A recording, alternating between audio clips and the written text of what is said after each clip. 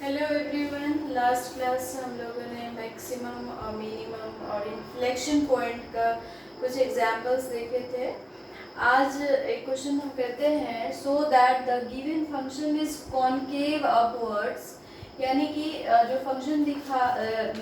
Function हम लिए हैं y is equal to 6x² minus 4x plus 11, क्या वो कॉनकेव है। तो कॉन्वेक्सिटी चेक करने के लिए मैं प्रीवियसली जो लेक्चर था मेरा उसमें मैं बताई थी कि जो फंक्शन जो कर्व होगा वो 4 टाइप्स के कर्व होगा। कुछ ऐसा कर्व होगा, कुछ ऐसा कर्व होगा, ऐसा होगा या ऐसा होगा। 4 टाइप्स के कर्व होगा। तो यहाँ पर जो हम लोगों को कॉनकेव अपवर्ड, तो हम देख रहे हैं कि ये फंक्शन जो है कॉनकेव अपवर्ड कौन कौन सा है। तो ये क्या है, कॉनकेव अपवर्ड नहीं है। अपवर्ड मीन्स ये वाला, ये वाला, ये वाला पार्ट और ये वाला पार्ट। तो हम लोगों को जो है कॉनकेव दिखाना है, सॉरी ये वाला नीचे कॉनकेव ये वाला पार्ट है। लेकिन चूंकि हम लोग को अपवर्ड दिखाना है तो यहाँ पर हम क्या देखते हैं, ये डाउनवर्ड है, नीचे के तरफ कॉनकेव है, ये नीचे की तरफ है। मीन्स इस तरह की कर्व की बात जो है इस एग्जाम्पल में नहीं बोल रहा है कि कॉनकेव टुवर्ड्स एक्स एक्सिस, यानी डाउनवर्ड्स की बात नहीं कर रहा है। वो कब बोल रहा है कि अपवर्ड होना चाहिए। कॉनकेव अपवर्ड कौन कौन सा है, यहाँ पर क्या है, अपवर्ड क्या है, कॉन्वेक्स है। कॉनकेव क्या है, डाउनवर्ड वर्ड से टुवर्ड्स ओरिजिन है। यानी कि इस फंक्शन की भी बात नहीं किया जा रहा है, इसमें दिखाना है कॉनकेव अपवर्ड। तो हम यहाँ पर देखते हैं कि यहाँ एक फंक्शन जो left to right curve, left to right downward slope कर रहा है, और एक जो है left to right upward slope कर रहा है। उसमें इस तरह का जो कर्व है तो वो दिखा रहा है कि अपवर्ड क्या है, कॉनकेव है, और डाउनवर्ड कॉन्वेक्स है। और एक इसमें है कि डाउनवर्ड कॉन्वेक्स है, अपवर्ड कॉनकेव है। यानी कि इन दोनों में से कौन सा कर्व, किस तरह का कर्व है वो दिखाना है। अब कॉनकेव अपवर्ड कब होता है, इस तरह का जो कर्व है left to right upward slope कर रहा है, इसमें क्या है कि dy/dx ग्रेटर देन 0 होगा और d2y/dx² भी ग्रेटर देन 0 होगा। यानी कि फर्स्ट डेरिवेटिव और सेकंड डेरिवेटिव दोनों पॉजिटिव होगा तो हम बोलेंगे curve is sloping upward and concave upwards, इस तरह का। और जब इसमें dy/dx² लेस देन 0 होगा और d2y/dx² ग्रेटर देन 0 होगा, तो इस तरह का यदि हमारा डेरिवेटिव इसका आता है तो हम बोलेंगे given curve is left to right downward sloping and concave upwards. तो हम देखते हैं कि अब हम सॉल्व करके देखेंगे कि जो फंक्शन है वो किस तरह का कर्व में जा रहा है, left to right upward slope कर रहा है या left to right downward slope कर रहा है। तो उसके लिए हम क्या करेंगे, डेरिवेटिव्स निकालेंगे। तो इसका सॉल्यूशन के लिए हम सेम लिखेंगे, we have given the function, we have given the function y is equal to 6x² minus 4x plus 11। इसका फर्स्ट डेरिवेटिव निकालेंगे, dy/dx बोलेंगे या f'(x), बोथ आर सेम। और इसका हम डायरेक्टली कुछ रूल पुट अप नहीं करेंगे, हम डायरेक्टली करेंगे क्योंकि बहुत सारे फंक्शंस हम प्रीवियस क्लास में कर चुके हैं। 6 × 2 12x और ये हो जाएगा -4। अब हम सेकेंड डेरिवेटिव भी यही निकाल लेते हैं, d2y/dx², और इसको लिखेंगे f'(x) is equal to 12। First order condition हम देखते हैं। फर्स्ट ऑर्डर कंडीशन क्या होता है, यहाँ तो हमको दिख रहा है कि ये पॉजिटिव है, तो हम जो है फर्स्ट ऑर्डर कंडीशन देखते हैं।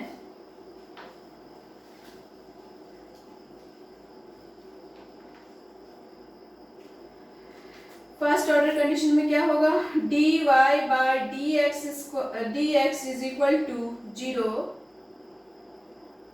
देयरफॉर तो हमारा 12x minus 4 is equal to 0, therefore x is equal to क्या हो रहा है, 4/12 1/3। तो हम क्या देख रहे हैं कि जो मेरा dy बाई dx है वो भी पॉजिटिव आ रहा है, मैं यहाँ पर दिखा रही हूँ, therefore dy by dx is equal to 1/3 greater than 0।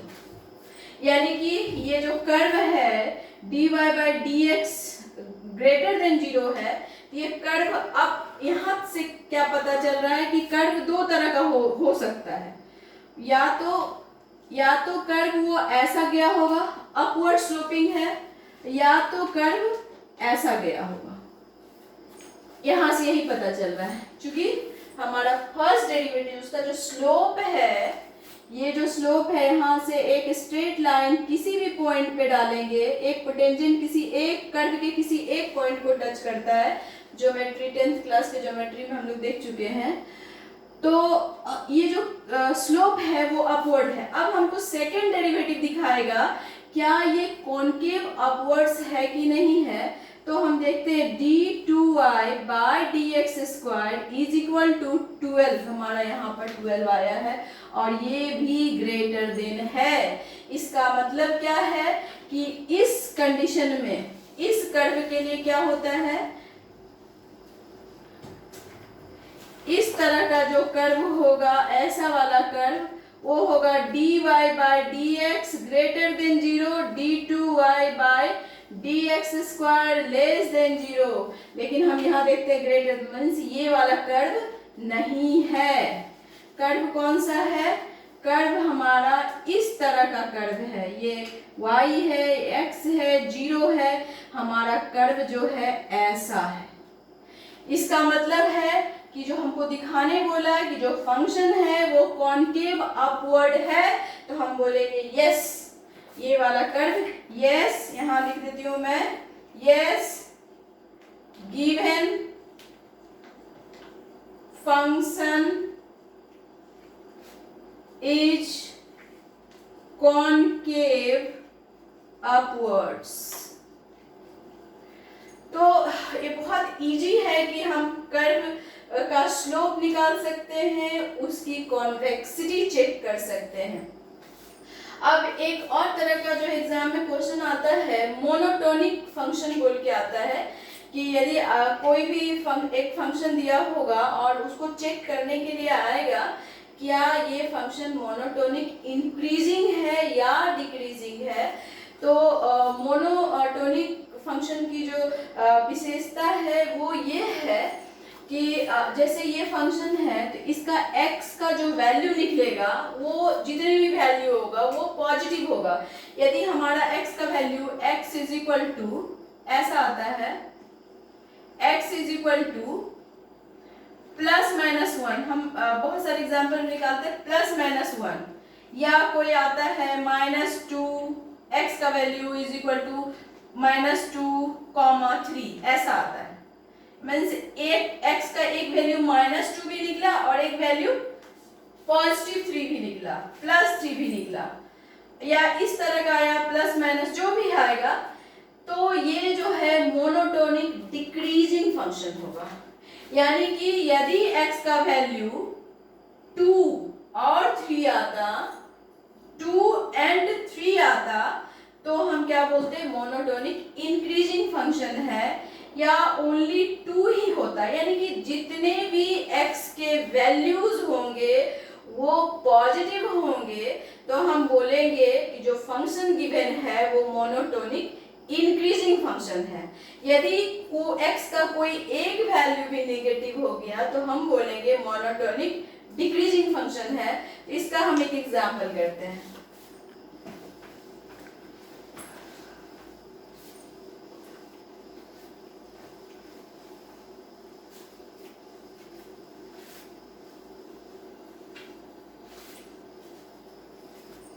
इसके लिए हम बुक से एक एग्जांपल लेते हैं। इसमें है सो दैट द क्वेश्चन है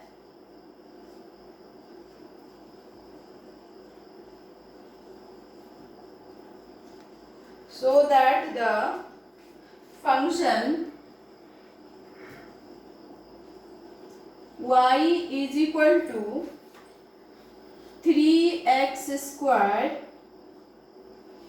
cube, 3x to the power cube plus 3x squared plus x minus 1 is a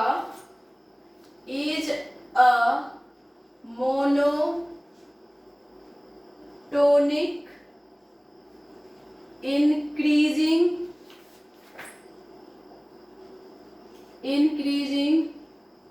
function. अब क्या है, इस तरह के भी फंक्शंस एग्जाम में पूछे जाते हैं, मोनोटोनिक भी पूछे जाते हैं। तो क्या है, सो दैट द फंक्शन, जो फंक्शन दिया हुआ है is a monotonic increasing function, ये हम लोग को दिखाना है। तो इसके सॉल्यूशन के लिए हम क्या करेंगे, हमको x का जो है वैल्यू निकालना पड़ेगा। जो भी वैल्यू निकालना है निकलेगा वो वैल्यू निकालेंगे और उसमें देखेंगे if all the values of x are positive, then we can say the given function is monotonic increasing function, otherwise function is monotonic decreasing function। तो हम लिखेंगे सेम लिखेंगे, we have given the function y is equal to 3x cube plus 3x square plus x minus 1। अब हम इस function को क्या करेंगे, फर्स्ट डेरिवेटिव, क्योंकि हमको फर्स्ट डेरिवेटिव से ही मतलब है, dy by dx, ये क्या कर 3 into 3 9x square plus 3 2 6x plus 1। यही से हमारा जो है x का वैल्यू निकल जाएगा। यदि हम फर्स्ट ऑर्डर कंडीशन इस पे जो है पुट अप करते हैं तो फर्स्ट ऑर्डर कंडीशन हमारा क्या होता है,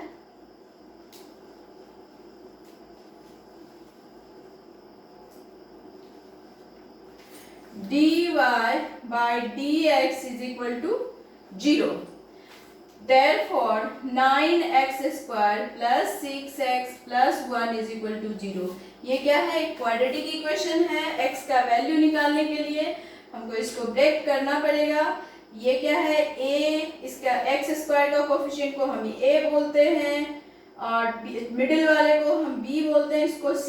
a इंटू c जो प्रोडक्ट होगा, रिजल्ट होगा, उसको ऐसे मल्टीप्लाई करेंगे कि इन दोनों का प्रोडक्ट आएगा और प्लस माइनस करने से b मिडिल वैल्यू आएगा। तो हमारा यहाँ क्या है, 9 इंटू 1 यानी कि मल्टीप्लाई करने से 9 आना चाहिए, ये 9x स्क्वायर प्लस, यदि हम 3x प्लस 3x 6x को क्या लिख सकते हैं, 3x प्लस 3x 3 3 6 x हो गया और 3 इंटू 3 9 हो गया, मीन्स इन दोनों का प्रोडक्ट भी हो गया और ये कर दिए प्लस 1 इज इक्वल टू 0। तो यहाँ पर हम क्या करेंगे, 3x को कॉमन लेंगे तो यहाँ क्या बच जाएगा, 3 3 9 और डबल x है तो एक x यहाँ बच जाएगा, प्लस 1 हो जाएगा क्योंकि 3x को कॉमन ले लिए। यहाँ पर हम क्या करेंगे, 1 को कॉमन लेंगे इन दोनों टर्म के लिए, इस दोनों के लिए, और ये हो जाएगा 3x plus 1 is equal to 0 और ये होगा 3x प्लस 1 3x प्लस 1, यानी कि दोनों ही फंक्शन सेम हो गया, यानी x का हमारा एक ही वैल्यू आएगा। तो हम इसको लिखेंगे since 3x plus 1 whole square कर देंगे तो उधर जाएगा तो 0 ही हो जाएगा, इसलिए हम एक ही वैल्यू लेते हैं और ये होगा 3x is equal to -1, therefore x is equal to -1 by 3, यानी x का वैल्यू क्या हो गया, नेगेटिव हो गया। तो हम लिखेंगे the given function is not monotonic increasing function, क्या है वो, monotonic decreasing function। तो हम इस लिखेंगे therefore given function is not monotonic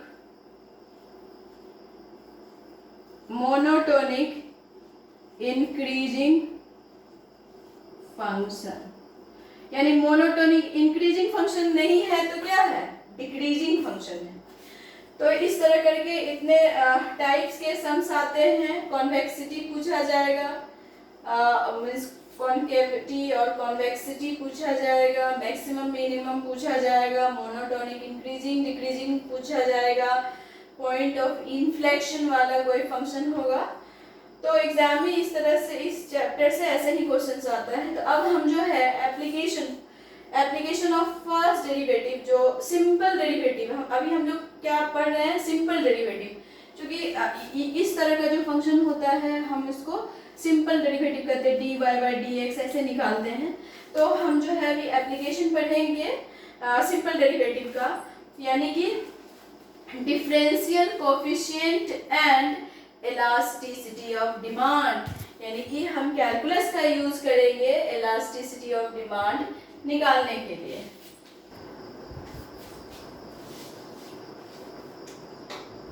अब जो है हम देखते हैं, एप्लीकेशन स्टार्ट करते हैं। तो ये क्या है, differential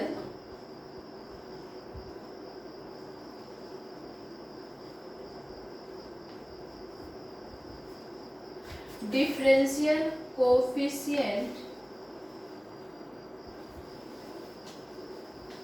and elasticity of demand।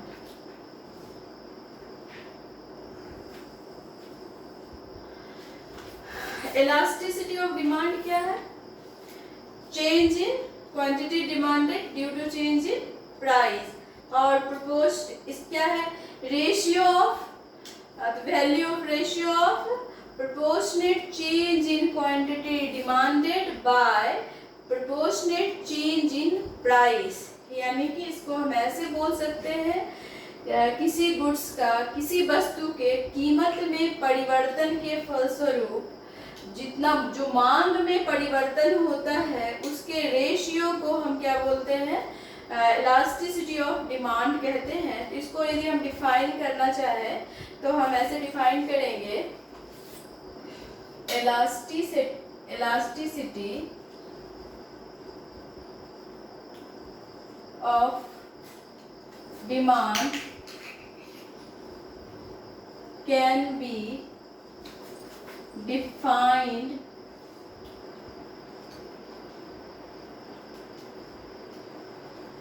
as the ratio of proportionate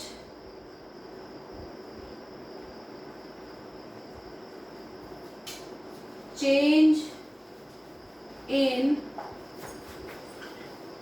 quantity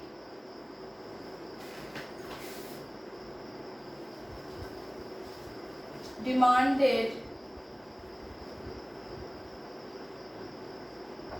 to the proportionate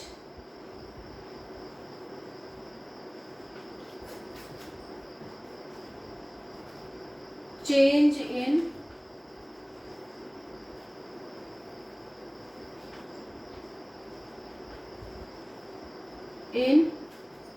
price।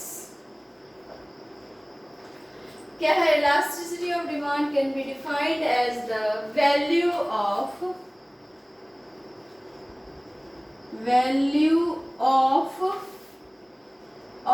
the क्या है, elasticity of demand can be defined as the value of the ratio of proportionate change in the quantity demanded of the proportionate change in price।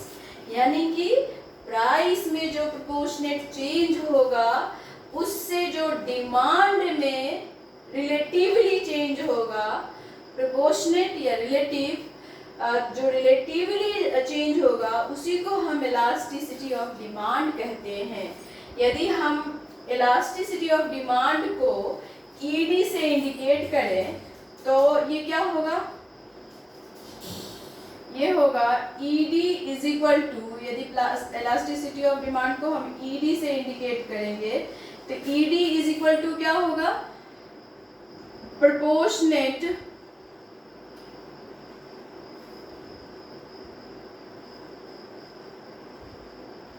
change in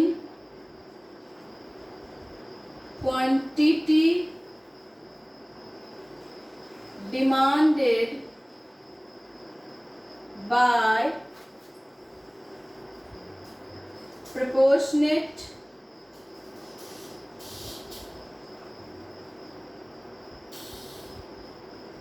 change in price. ये है elasticity of demand. अब इसको हम formulate करेंगे।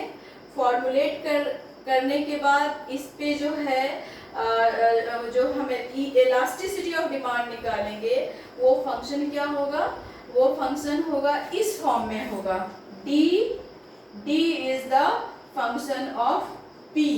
इस तरह का जो फंक्शन होगा उससे हम जो है ईडी को कैलकुलेट करेंगे। तो इसको हम जो इसका क्या फॉर्मूला होगा, ईडी का क्या फॉर्मूला होगा, वो हम कैलकुलस से डिफरेंशियल कैलकुलस का से हम जो है निकाल सकते हैं, यूज करके उसके फॉर्मूला को फॉर्मुलेट कर सकते हैं। तो उसके फॉर्मूला को हम इस तरह से फॉर्मुलेट करेंगे।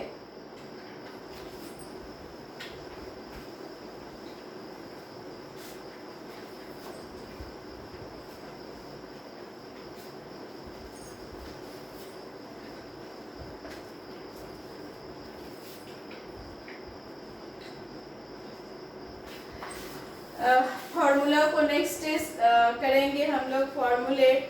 हमारा मार्कर भी काम नहीं कर रहा अच्छे से। Thank you.